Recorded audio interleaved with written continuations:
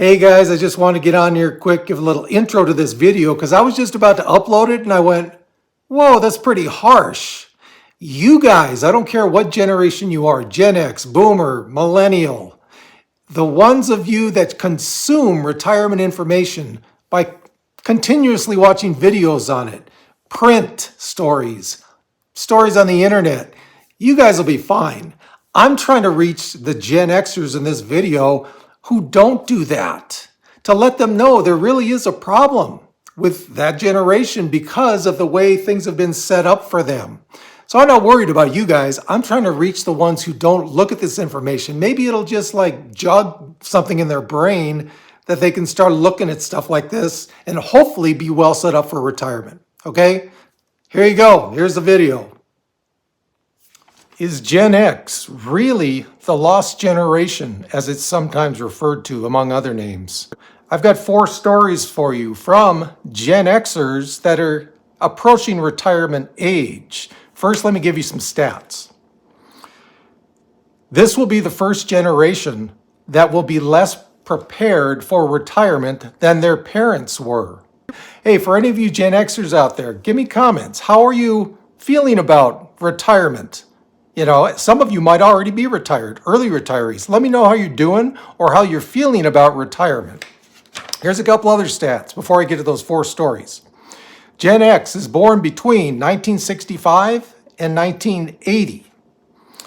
The oldest members turn 60 next year, and many can't afford to stop working yet. Okay, 60, let's say they're 59 right now, 60-ish. Still, it's not normal retirement age, but for those of you who are retiring early, they might not have as many early retirees in Gen X as, say, in baby boomers. Most of them started their career when there was a big shift to 401ks. That's why a lot of people call these people that research this kind of stuff, call the Gen X the 401k experiment generation. Kind of scary, huh? They just put them out there, and most of them were Gen X's when they started saving for retirement.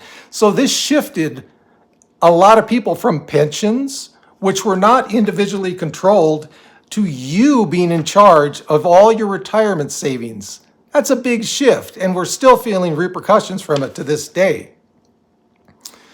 A lot of the Gen Xers were hit very hard by the 2008 financial crisis. And a lot of them are still paying off student loans. Okay, you think about Gen Xers, let's say some of the latter ones, born in like 1978. It's not that far away from college. A lot of them are still paying off student loans. Gen X between 45 and 54 have only $60,000 saved in retirement accounts. This is according to Vanguard.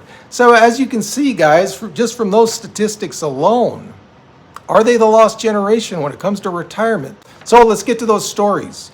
Number 1, John, 54. First of all, I got all this information from the Wall Street Journal and from a wholesome viewer named Ken. At least I think he's wholesome. We'll find out. First story, John, 54, has contributed to a 401k for 3 decades with his career in banking. When he moved to new employers, though, he cashed out his 401k every time he moved to new employers because some big expense came up. Yikes. Keeping money invested in the stock market didn't seem right after the dot-com bubble. He doesn't have much retirement money because of this, except for the home that he owns. He plans to work as long as possible because he has a large family. Okay, right there. What's a lesson we can learn? When you switch employers, the last thing you want to do is cash out your 401k, right? If it's a small amount, I get it. Okay, $5,000, you know, maybe even 7 or 8, but anything, let's say $8,000 and above, $7,500 and above, shift that over to your new employer, or you can leave it at your current employer, your old employer. Okay, although in one of these stories you'll find out that might not be easy to locate your money afterwards. So guys, 401ks, shift it over to your new employer. Do not cash it out. Biggest lesson from this first story. Number 2 is Dave. Dave is 55. He earns $35,000 a year as a bus driver. He rents and has $100,000 saved for retirement. Both of his parents received pensions. What he is saying is, as long as my body lets me, it's better to keep working. Okay, $35,000 a year, not earning too much, right? But he's got $100,000 saved for retirement, and he is 55. It's not the end of the world, okay? If he doesn't say if he has a family or not, if he saves between 55 and 65, gets really serious about saving, he can retire at 65 with a decent amount in the bank, okay? So there are ways around this, guys. If you really want, especially if you want to retire early, you got to start saving early, very early, okay? I didn't do it till I was 40, as I've mentioned a lot of times on this channel. I didn't start saving till I'm 40. I retired with around $500,000 in my retirement accounts. And if those of you who are seeing me for the first time, my name is Duane, and this is a retirement channel about retiring on moderate income. You think you might like that? Think about subscribing and like the video. So, story number 3. And I'm sorry I have to keep going down, but look at how tiny I'm in this writing. Yeah, I'm 60, almost 62. Should I be able to read that? Idiot. Story number 3. Scott, 56 years old. He started putting money into his 401k at 15 years old. Is that amazing or what?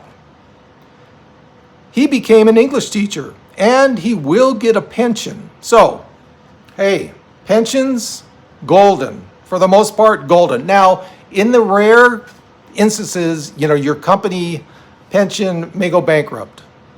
Doesn't usually happen, but it can happen. So for those of us, let's say 70 and above, 75 and above, pensions were kind of the norm, right? At least this guy is getting a pension. But he did start his 401k at 15 years old. I mean, you talk about early. That's amazing. His retirement savings is around $1 million, but him and his wife live very frugally. I love that word, frugally. So in this case, hey, doesn't sound like he has too much to worry about, right? Out of these 4 stories that you hear, this is the only one that is kind of positive for Gen X, all right? Now, it's tough. It's very tough. If you look at your parents and how they approached and went into retirement, let's say with relative ease, and you have all these Gen Xers going, what happened to me? I get it. It's tough. But guys, stick with it. Stick with the saving. Stick with the being determined that if you have an emergency, hopefully you have an emergency fund for emergencies so you don't have to dip into your 401ks. The worst thing you can do. Okay, the last story I have. And you know what? I'm getting so excited. I need the retirement vodka. Okay. Feeling better now.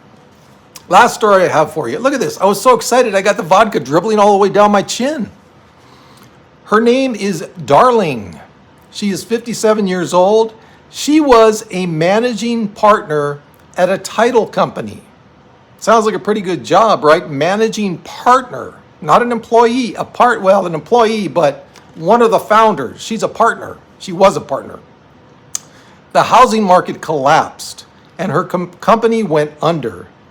She couldn't even make her rent on her apartment, so she had to move in with her significant other. Now she's self-employed as a career counselor. This is the 401k catch I was talking about. Now, in most cases, this might not apply, but if you got older 401ks, in her case, she's still trying to locate some of the 401ks from older jobs. Now, is that her fault for not keeping up with the information? I think mostly it is, but still, it can be an issue for some people.